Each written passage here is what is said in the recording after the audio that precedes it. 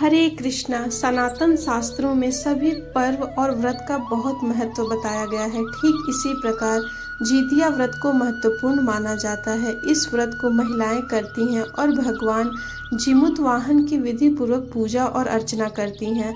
हिंदू धर्म आश्विन मास के कृष्ण पक्ष की अष्टमी तिथि का बहुत ज़्यादा महत्व माना गया है। यह व्रत माताएं अपनी संतान की लंबी उम्र और स्वास्थ्य के लिए करती हैं। हर साल ये व्रत आश्विन माह के कृष्ण पक्ष की अष्टमी तिथि को मनाया जाता है। इसे जीवित पुत्रिका के नाम से भी जाना जाता है।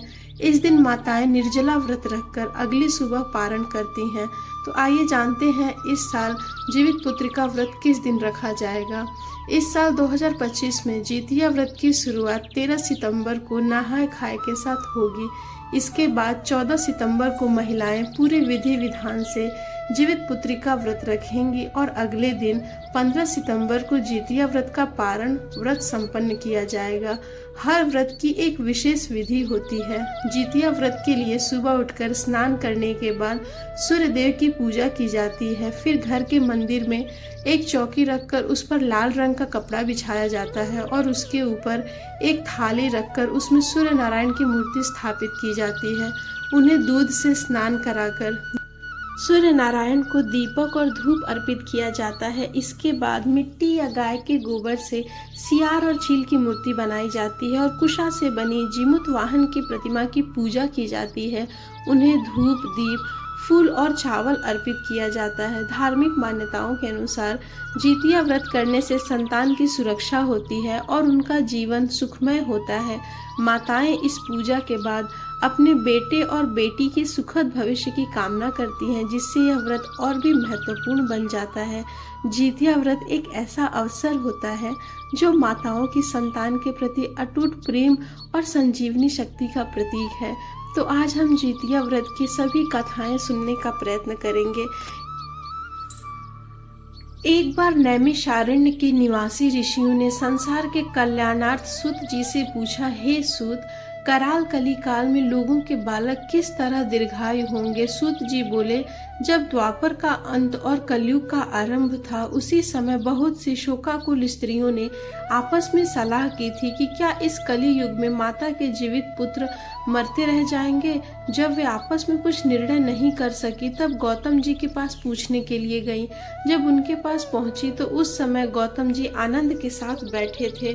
उनके सामने जाकर उन्होंने मस्तक झुकाकर प्रणाम किया। तदंतर स्त्रियों ने पूछा कि हे प्रभु, इस कलयुग में लोगों के पुत्र किस तरह जीवित रहेंगे। इसके लिए कोई व्रत तप हो तो मुझे कृपा करके बताइए। इस तरह उनकी बात सुनकर गौतम जी बोले, आपस में मैं वही बात कहूँगा जो मैंने पहले से सुन रखा है। गौतम जी ने कहा कि जब महाभारत युद्ध का अंत हो गया और द्रोण पुत्र अश्वत्थामा के द्वारा अपने बेटों को मरा देखकर सभी पांडव बड़े दुखी हुए, तो पुत्र के शोक से व्याकुल होकर द्रौपदी अपनी सखियों के साथ ब्राह्मण श्रेष्ठ धौम्य के पास गई और उसने धौम्य से कहा कि हे विपेंद्र, कौन सा उपाय करने से बच्चे दीर्घायु हो सकते हैं, कृपा करके ठीक ठीक कहिए। तब धौम्य बोले, सत्ययुग में सत्य वचन बोलने वाला, सत्य आचरण करने वाला समदर्शी जीमूत वाहन नामक एक राजा था। एक बार वह अपनी स्त्री के साथ अपने ससुराल गया और वहीं रहने लगा। एक दिन आधी रात के समय पुत्र के शोक से व्याकुल कोई स्त्री रोने लगी, क्योंकि वह अपने बेटे के दर्शन से निराश हो चुकी थी। उसका पुत्र मर चुका था।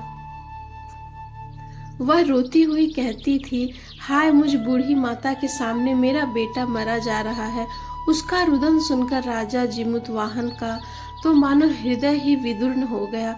वह तत्काल उस स्त्री के पास गया और उससे पूछा, तुम्हारा बेटा कैसे मरा। बूढ़ी माता ने कहा, गरुड़ प्रतिदिन आकर गांव के लड़कों को खा जाता है। इस पर दयालु राजा ने कहा, माता अब तुम रो मत, आनंद से बैठो, मैं तुम्हारे बच्चे को बचाने का यत्न करता हूँ। ऐसा कहकर राजा उस स्थान पर गया जहाँ गरुड़ आकर प्रतिदिन मांस खाया करता था। उसी समय गरुड़ भी उस पर टूट पड़ा और मांस खाने लगा। जब अतिशय तेजस्वी गरुड़ ने राजा का बायां अंग खा लिया तो झटपट राजा ने अपना दाहिना अंग फेर कर गरुड़ के सामने कर दिया। यह देखकर गरुड़ जी ने कहा कि तुम कोई देवता हो, कौन हो तुम, मनुष्य तो नहीं जान पड़ते। अच्छा अपना जन्म और कुल बताओ।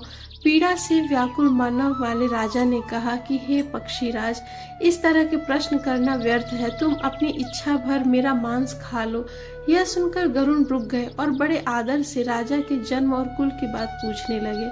राजा ने कहा, मेरी माता का नाम शैव्या है और मेरे पिता का नाम शालिवाहन है।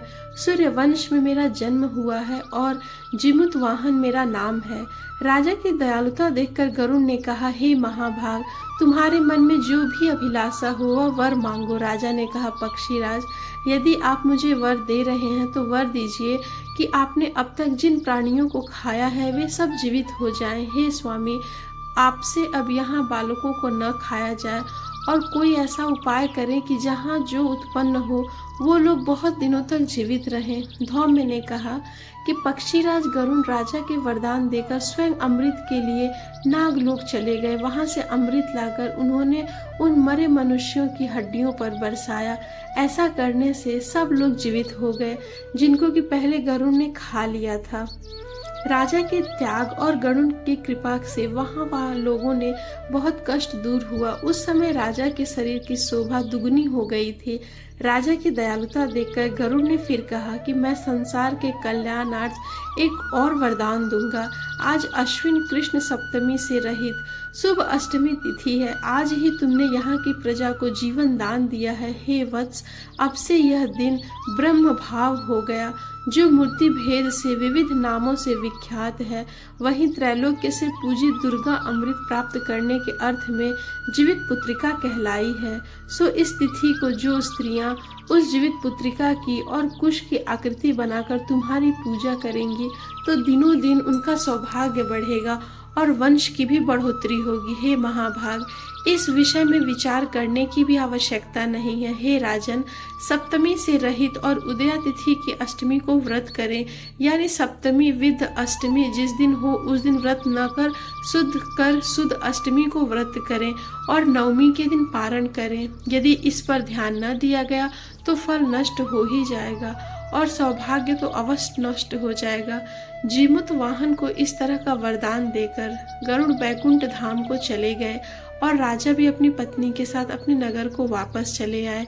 धौम्य द्रौपदी से कहते हैं कि हे देवी, मैंने यह अतिशय दुर्लभ व्रत तुमको बताया है। इस व्रत को करने से बच्चे दीर्घायु होते हैं। देवी, तुम भी पूर्वोक्त विधि से यह व्रत और दुर्गा जी का पूजन करो तो तुम्हें अभिलषित फल प्राप्त होगा। मुनिराज धौम्य की बात सुनकर द्रौपदी के हृदय में एक प्रकार का कौतूहल उत्पन्न हुआ और पूर्ववासिनी स्त्रियों को बुलाकर उनके साथ यह उत्तम व्रत किया। गौतम ने कहा, यह व्रत और इसके प्रभाव को किसी एक चिन्ह ने सुन लिया और अपनी सखी सियारिन को बतलाया। इसके बाद पीपल वृक्ष की शाखा पर बैठकर उस चिन्ह ने उस पर वृक्ष के खोते में बैठकर सियारिन ने भी व्रत किया। फिर वही चिन्ही के किसी उत्तम ब्राह्मण के मुख से यह कथा सुन आई और पीपल के खोते में बैठी हुई अपनी सखी को सुनाया।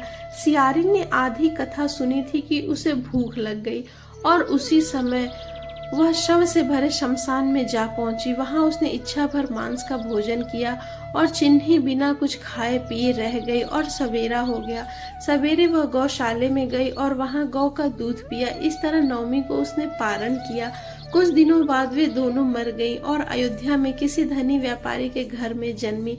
संयोग से उन दोनों का जन्म एक ही घर में हुआ, जिसमें सियारिन ज्येष्ठ और छिन्ही छोटी बहन हुई। वे दोनों सभी शुभ लक्षणों से युक्त थी, इसीलिए बड़ी लड़की काशीराज के और छोटे उसके मंत्री के साथ गर्भवत अग्नि के सामने विधि पूर्वक ब्याही गई। पूर्व जन्म के कर्म फल से वह मृगनयनी रानी हुई। जिस किसी भी संतान को उत्पन्न करती वह मर जाती और पूर्व जन्म की बातों का स्मरण करने वाले मंत्री की पत्नी ने अष्ट वसुओं के सदृश तेजस्वी 8 बेटे उत्पन्न किए और सभी जीवित रह गए। अपनी बहन के पुत्रों को जीवित देखकर ईर्ष्यावश राजपत्नी ने अपने स्वामी से कहा कि यदि तुम मुझे जीवित रखना चाहते हो तो इस मंत्री के भी पुत्रों को उसी जगह भेज दो जहां मेरे बेटे गए हैं, अर्थात इन्हें भी मार डालो। यह सुनकर राजा ने उस मंत्री के पुत्रों को मारने के लिए कई प्रकार से प्रयत्न किए, पर मंत्री पत्नी ने जीवित पुत्रिका के पुण्य फल से उन्हें बचा लिया। एक दिन राजा अपने आदमियों से उन पुत्रों को सिर कटवाकर पिटारी में रखवाया और वह पिटारी उनकी माता अर्थात मंत्री की पत्नी के पास भेज दिया, किंतु वे 8 सिर बेशकीमती जवाहरात में बदल गए।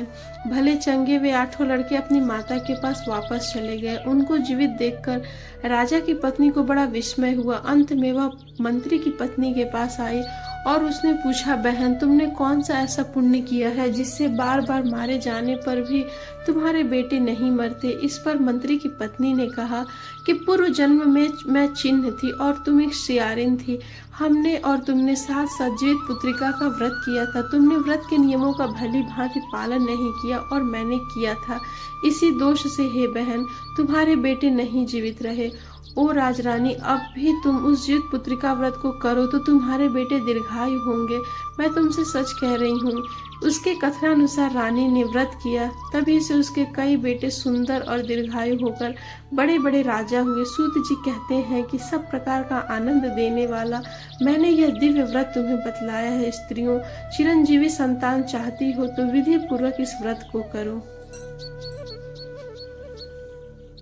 जीवित पुत्रिका व्रत की एक रोचक कथा महाभारत काल से भी जुड़ी हुई है। महाभारत युद्ध के बाद अपने पिता की मृत्यु के बाद अश्वत्थामा बहुत ही नाराज था। उसके अंदर बदले की आग तीव्रता से जल रही थी, जिस कारण उसने पांडवों के शिविर में घुसकर सोते हुए 5 लोगों को पांडव समझकर मार डाला था।